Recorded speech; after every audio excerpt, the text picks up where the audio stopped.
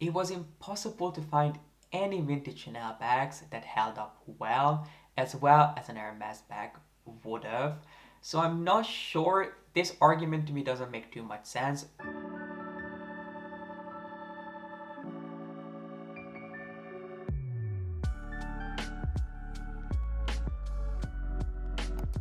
Hello my friends, it's time for another round of busting Hermes myth, but today we're taking a different approach.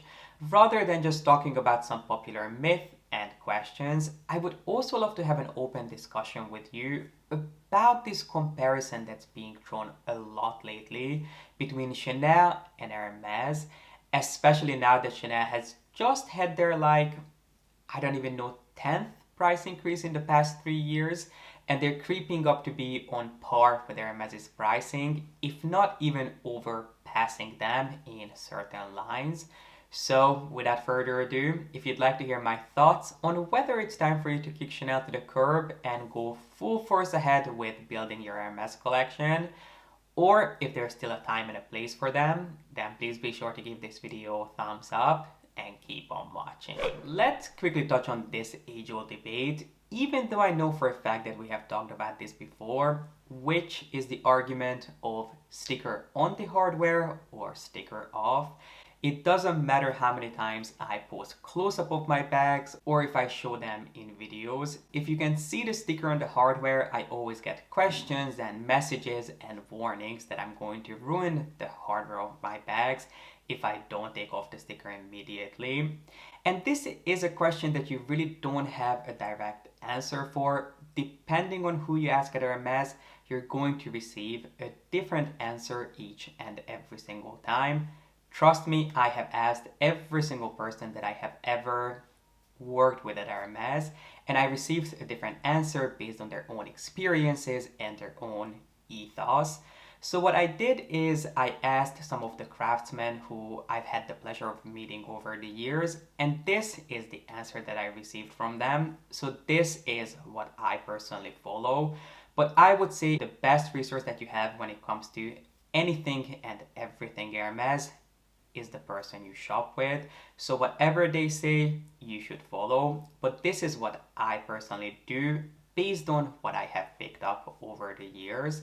What I was told is that as long as the sticker is completely intact on the hardware and you don't live in a humid environment, you should be perfectly fine to leave the sticker on. But as soon as you start seeing little bubbles forming underneath the sticker or you start seeing it come up around the corners, you should immediately remove it. And one thing you never want to do is put your sticker back down.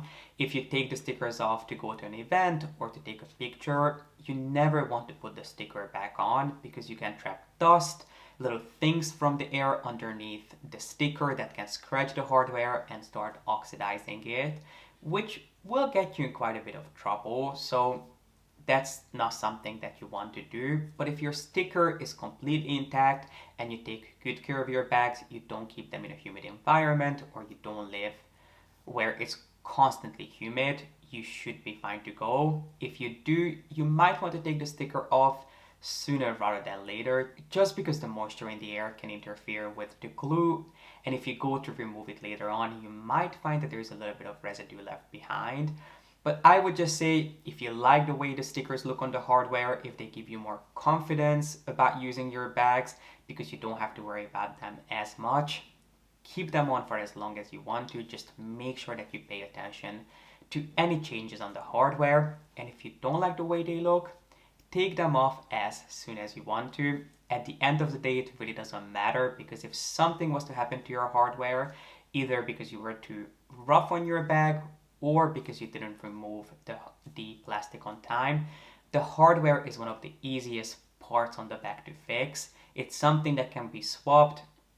It's not going to cost you a fortune. Yes, it's probably going to be a couple $100, but if you enjoy a new shiny finish on your hardware, it's going to be worth it. Staying on the topic of caring for your bags properly, I've been seeing a lot of chatter online about these Hermes leathers and bags that are meant to be completely scratch resistant. And what I mean by that is that even if you manage to scratch them, you can magically make them disappear just by rubbing the leather with some sort of a solution. And while I personally wouldn't recommend that you use any sort of treatment or leather shampoo or solutions at home on your own, or to go really crazy with massaging your bags at home, I would say leave that to the professionals.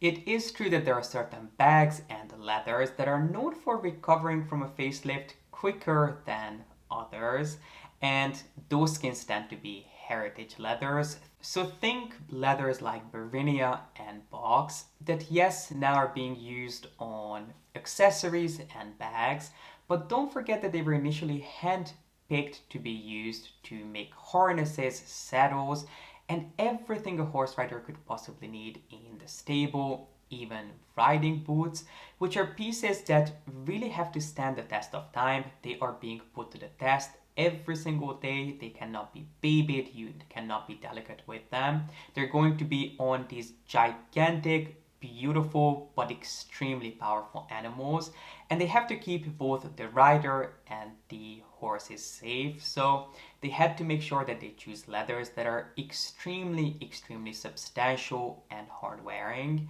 And because of there is so much depth to these skins and they are so full bodied, there's quite a bit of room for the craftsman to manipulate them, for lack of a better word. So if you have a piece in your collection that's been torn, that's been scratched, and it's in one of the heritage skins, it is quite likely that in the right hands it can be revived beautifully. Now I'm not sure if a little bit of massaging at home will do the trick, but if you drop it off at Hermes, I have really seen them do some true miracles, especially when it comes to heritage skins that yes are delicate on the outside but were truly made to last. Myth number 3 is that buying a piece of fine jewelry or a timepiece from Hermes will guarantee that you can get your hands on your dream bag, be it a Birkin or a Kelly, in a timely fashion, which is a myth that I can definitely bust for you because I can speak from my personal experience that it wasn't until my second or third bag, way after actually, that I even had a look at Hermes's fine jewelry creations. And in hindsight, I so wish I had done it sooner because their fine jewelry pieces are some of the most underrated and underappreciated designer fine jewelry creations out there. I find them to be so incredible for the price, the quality, for the designs compared to other houses that I would highly suggest that you check them out, but not because they'll guarantee that you can get your hands on a bag, but just because they're one of the hidden gems of the brand. If you are looking for a piece that will get you a lot of bang for your buck, their fine jewelry section is the place for you to be. I have no idea why their pieces don't receive more praise. Everyone talks about their bags, but I think their fine jewelry is just as incredible, both in terms of quality and designs, as their bags. So yes, absolutely go ahead and explore their fine jewelry pieces, but I cannot tell you that they'll guarantee that you'll get your hands on whatever bag you'd like. And I even have friends who have huge bag collections from Hermes, but have never even once looked at their fine jewelry pieces, let alone their timepieces. And personally, I can tell you that I have never bought a watch from Hermes, and I'm not gonna say I never will, but it's very unlikely, just because I look at their watches more as glorified pieces of jewelry and not really as an actual watch. And at this point, I much rather put that money towards an actual watch, something from the likes of Rolex, than buy one from Hermes. If you like the way they look, I'm sure that Hermes will be happy to share with you all the incredible achievements that some of their watches have had.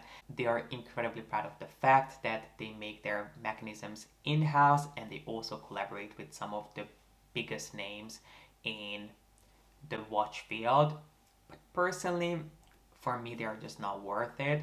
So are they a must? Absolutely not. Are they going to help you build your relationship with the brand and your purchase history? Absolutely, but so would a piece of ready to wear, something from the home section, a piece of furniture, even an accessory. They would do just as much for you because none of these things will guarantee that you can get your hands on whatever bag you'd like. Are they worth the money? If you like them, absolutely, but you don't have to force yourself to buy something that you would never look at twice. And last but not least, I would love to have a discussion with you about this comparison of Chanel to Hermes. I'm sure you've heard by now that Chanel has just had, I think, their third price increase of the year, and they have definitely creeped up to being very much on par with Hermes's pricing and even overpassing Hermes's pricing when it comes to things like ready to wear, shoes, and even accessories in some cases. Their bags are not quite there yet, but they're slowly but surely moving that way. I think last time I checked, a small flap at this point retails for $8,200 if I remember correctly, and then a medium is around 88. When it comes to Hermes bags, if you are looking for a smaller bag, I would assume that would be the most comparable of a Birkin or a Kelly. They would be just between $9,000 and $10,000, obviously depending on the leather, the structure, and the size of the bag. But to be really honest with you, even though I have heard a lot of people say that moving forward they would much rather spend their money on Hermes than Chanel bags, since the prices directly from the boutique are so comparable, because Hermes bags are known for being a better investment, I really don't think that a person who adores Chanel, who truly enjoys Chanel's aesthetic, what they stand for, would be satisfied with a Birkin or a Kelly, which are the bags that people most often compare Chanel to, even though I don't think that they are the most comparable bags from the Hermes range. If you really want to compare bags to your Chanel Classic Flap, maybe look at the Vero chain or maybe even the Constance. But for me, a Kelly and a Birkin are so much more casual in a lot of different ways than a Chanel Classic Flap would be, or Coco Handle, which are their most classic flagship bags when it comes to Chanel. I just think that they are night and day when it comes to the look, the feel, the quality, of course, too. Because one of the things that a lot of people say is that because of Chanel's quality that has been declining year after year after year, their prices cannot be justified. Now, personally, I don't know enough about Chanel. I have not owned enough Chanel pieces to have seen and witnessed this decline in quality. So if you have, maybe you can share your insight. But then on the other hand, I've also heard people say that really Chanel wasn't that great to begin with. Yes, their hardware isn't as substantial as it once was. Their hardware is no longer plated in precious metals, but other than that, their leathers were never that buttery, their structures were not that great. And I have to tell you, I'm kind of leaning towards these arguments because when I was doing a little bit of digging for this video, I wanted to see some more vintage older Chanel bags. It was impossible to find any vintage Chanel bags that held up well as an Hermes bag would have. So I'm not sure. This argument to me doesn't make too much sense. Obviously, I cannot give you my first-hand account just because I have not used Chanel long enough. I'm not a regular Chanel user to be able to tell you about these quality concerns. But based on my really brief research, there really aren't any vintage Chanel bags out there that held up and that stood the test of time that well. Definitely not as well as an Hermes piece would have. But of course, the quality is one thing. It's night and day. It will never be comparable to an Hermes bag. But fingers crossed that these price increases and the idea of Chanel making less bags and making their pieces more exclusive is not just an attempt to gain back their reputation, but also an opportunity to improve upon their quality. Because I'm sure that the idea of implementing things like the one bag policy, requiring their customers to have a purchase history to qualify for getting one of their bags, is also an attempt to be considered a long-term investment as Hermes bags are, which to be honest with you, I could see happening just because we've been criticizing Chanel for their insane prices and for their lack of quality control and quality standards. Yet, every time I walk past a Chanel boutique, regardless of where I am, there is a line outside. They never have anything in stock. I was just at Chanel not too long ago, and their shelves were virtually empty, even the ones that were filled for merchandising were full of pieces that are from much older collections, and people are buying Chanel regardless of what we say online. So I'm not sure. I definitely think that there is still very much a time and a place for Chanel, and to compare them to Hermes is not really a reasonable comparison. It's like comparing, I don't know, like a banana to an orange. They're such different animals, not only in terms of quality, but also in terms of the aesthetic and the ethos of each brand. Obviously, if you are just looking to buy a designer bag, any designer bag, and you don't care what it looks like and what it will add to your collection, a Birkin, a Kelly, a Constance, or really any bag from Hermes is a much better choice because you know it's going to hold up well. But if you love Chanel because of what Chanel looks like and what they stand for, and you love Hermes because of what they stand for and what they add to your life, these things are not interchangeable, in my opinion at least. And let's quickly talk about this one bag policy, which I think is being implemented shortly. I think it just went into action in Korea, where you're only going to be allowed to buy one bag each year when it comes to Chanel Classics, so Chanel Classic Flaps and Coco Handles. And with Hermes bags, you can buy two when it comes to Birkins and Kellys each year. You obviously cannot buy two Birkins and two Kellys. You can buy two bags in total, and you can decide what you want to make those Birkins or Kellys or a mixture of the two. But to be honest with you, the reason why I think there is a need, and I'm losing that term pretty loosely here because obviously there isn't a need for an Hermes bag, but I think the reason why they give you the option of choosing two bags is because there are so many different variations of a Kelly, of a Birkin. They have so many different sizes, colors, leathers, structures, even leather finishes when it comes to a certain leather that you have a lot more to choose from. But when it comes to Chanel, they release much fewer options each season, so I don't think it would be that tough for you to choose the one bag each year that you'd like to get your hands on, unless you're a true Chanel lover and these are the only pieces that you go for, in which case I'm not too worried about you either. Just because Chanel is kind of known for having loopholes in their roles, you may remember that a couple of years ago they announced that they'll no longer be using fur and exotic skins.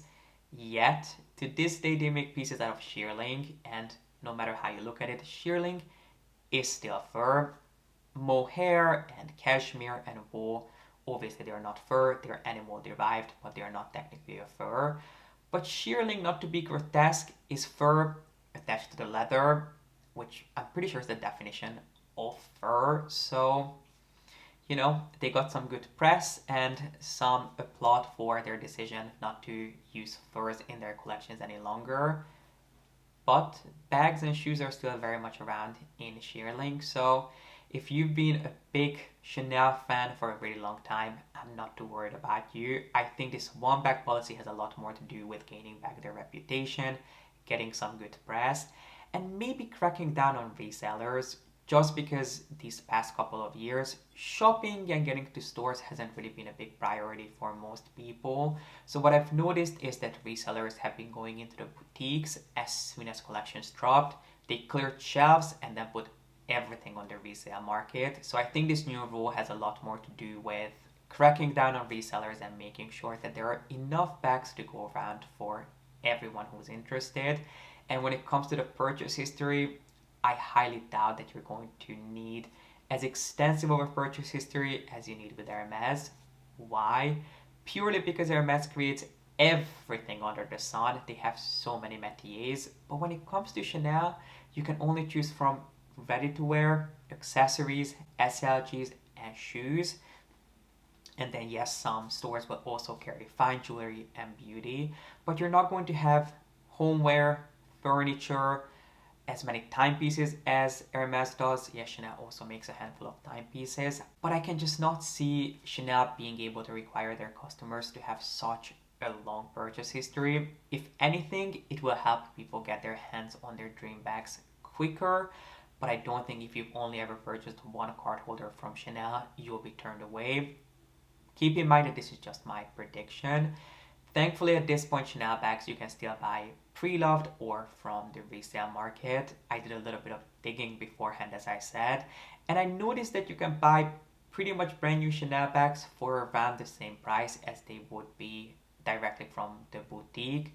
Whereas when it comes to Hermes bags, if you're looking at more popular sizes, so 25s and 28s when it comes to Kellys, let alone 20s, let's not even talk about 20s because they're impossible to find no matter where you look. They're going to be double, if not triple, the retail price. So if you'd like to add a Chanel bag to your collection, I would say maybe do it sooner rather than later just to be safe. And if you're thinking, but what if it's not as good of an investment as an Hermes bag long term? Yes, it's not going to hold up as well as an Hermes bag would based on what I know today. But I have no doubt that Chanel will do everything in their power to get to a point where they are considered a similarly good investment as an Hermes bag would be.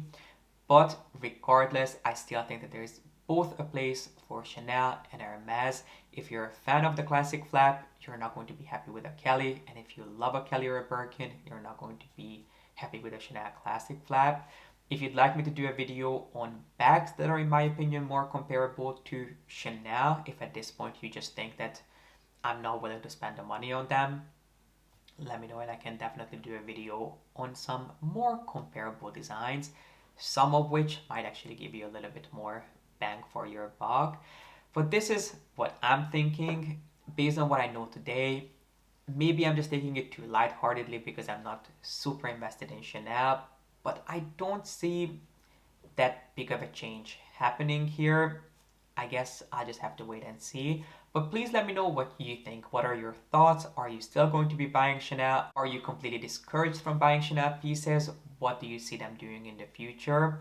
Let's be fortune tellers together and try to predict what happens next. But I would love to hear what you have to say. And these are all the myths that I had to bust with you. I really hope you enjoyed it. And if you did, make sure you give it a thumbs up and don't forget to subscribe. And as always, thank you so much for watching. I appreciate you being here and I hope to see you back here with a new video really, really soon. But for now, bye.